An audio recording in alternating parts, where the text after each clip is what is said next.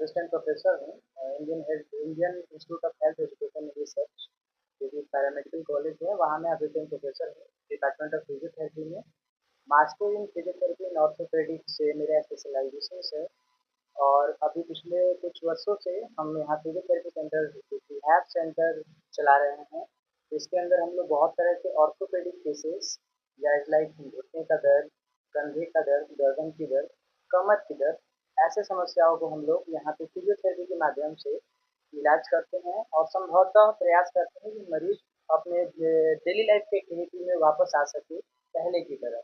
और इसी चीज़ को देखते हुए हमने इसका नाम रखा है रिहैब पॉइंट। रिहैब का मतलब होता है पुनर्वास केंद्र, और पुनर्वास का मतलब ही होता है कि आदमी जो पहले की अपेक्षा जिस तरह से वो रह रहा था वैसे दोबारा आ सके, इसी चीज़ को हम लोग कहते हैं पुनर्वास कर।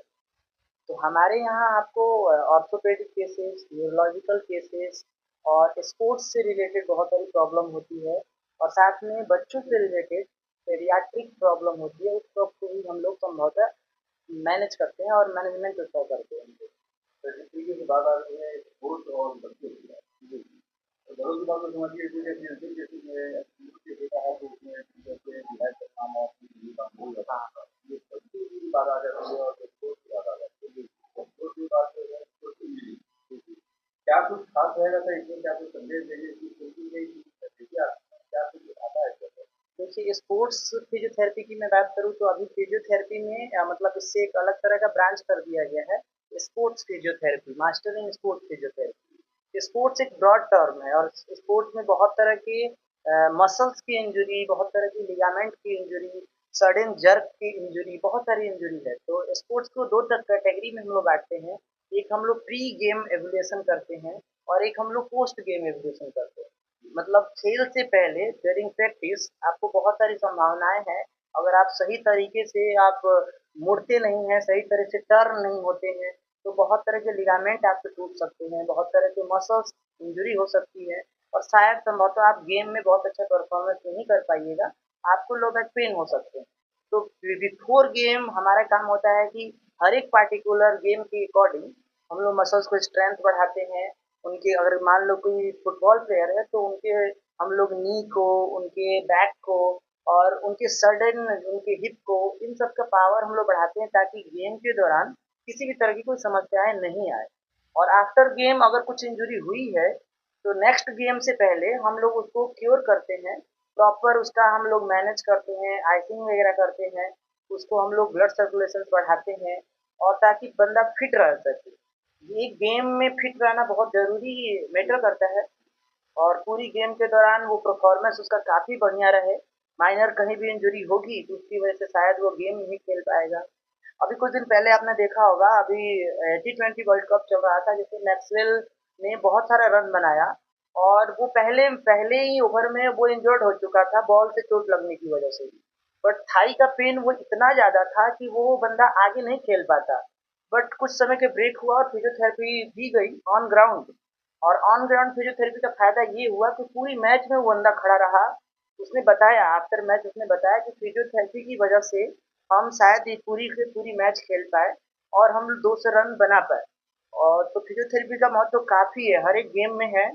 और स्पोर्ट्स प्लेयर को मोर स्ट्रेंथ चाहिए, मोर इंडोरेंस चाहिए नॉर्मल पीपल की अपेक्षा, तो फिजियोथेरेपी उनके लिए सारे चीज़ों के लिए काम करता है। लिगामेंट सर्जरी, यस, क्या है सर ये? देखिए वैसे लिगामेंट तीन तरह से लिगामेंट में सर्जरी जब भी की जाती है वो तीसरे स्टेज में की जाती है। तीन कैटेगरी से लिगामेंट टूटता है। पहले में टूटता है तो सर्जरी की नीड नहीं होती है, वो टीयर होता है, माइल्ड टीयर जिसको बोलते हैं। उस टीयर को फिजियोथेरेपी के माध्यम से हम लोग स्ट्रेंथ बढ़ा के विद इन 2 to 6 वीक में हम लोग उसको मैनेज कर सकते हैं। सेकेंड स्टेज में भी थोड़ा सा टाइम ड्यूरेशन ज़्यादा होगा, 6 to 8 वीक या फिर 8 to 12 वीक लग सकते हैं।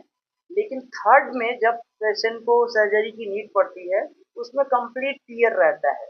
और वो लिगामेंट खासकर सबसे कॉमन लिगामेंट का टीयर होना घुटने का लिगामेंट, जिसको हम लोग एसीएल लिगामेंट कहते हैं।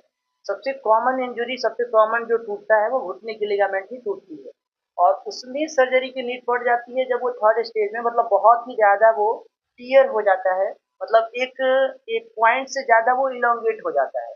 कोई भी चीज़ इलोंगेशन का उसका एक क्षमता होता है कि रबड़ को आप इतना ही खींच सकते हैं, तो वैसे ही लिगामेंट का भी एक क्षमता है कि उसको आप कहाँ तक ले जा सकते हैं। लेकिन कोई आदमी उससे ज़्यादा अगर ट्विस्ट कर जाता है तो वो ब्रेक कर जाता है। क्या और वो सक्सेस होता है?